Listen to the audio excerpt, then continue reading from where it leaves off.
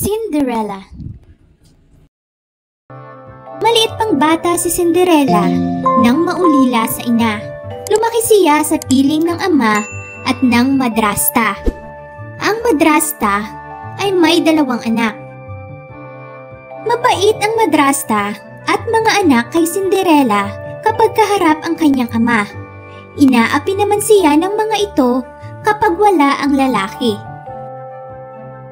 Dalaga na si Cinderella nang mamatay ang ama.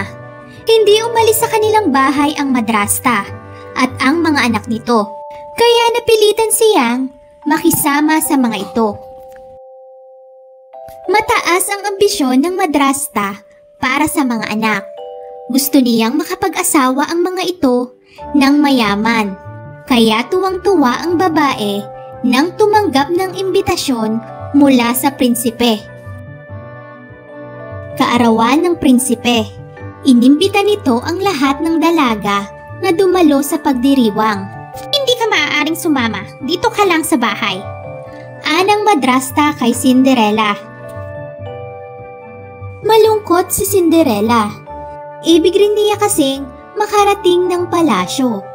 Ibig rin niyang makita ang prinsipe. Napaiyak siya sa sobrang awa sa sarili. Bakit ka umiiyak? Anang isang tinig. Napalingon si Cinderella.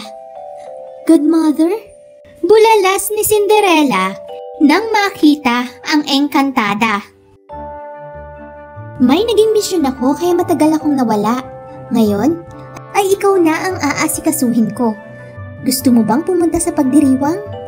Usisa ng engkantada.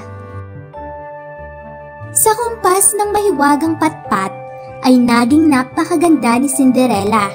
Bumalik ka bago maghating gabi, bago mawala ang bisa ng aking mahika. Paalala ng engkantada. Walang nakakilala kay Cinderella nang dumating sa palasyo. Humanga ang prinsipe sa kanyang ganda.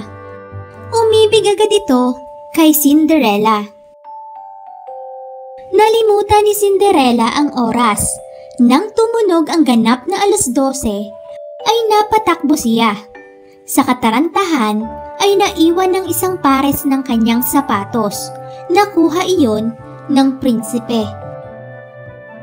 Hindi nag-aksaya ng panahon. Agad hinanap ng prinsipe ang may-ari ng sapatos. Hindi siya tumigil sa paghahanap hanggang makarating siya sa bahay ni Cinderella. Habang isinusukat ng magkapatid ang sapatos, ay tinawag ng madrasta si Cinderella. Bilisan mo, maghanda ka ng merienda para sa prinsipe. Utos ng babae. Bumilis ang tibok ng puso ng prinsipe nang makita si Cinderella. Ipinasukat niya rito ang sapatos. Pero, mahal na prinsipe, katulong lang siya. Tanggi ng madrasta. Kumasya ang sapatos kay Cinderella. Noon lumitaw ang kanyang ninang na engkantada.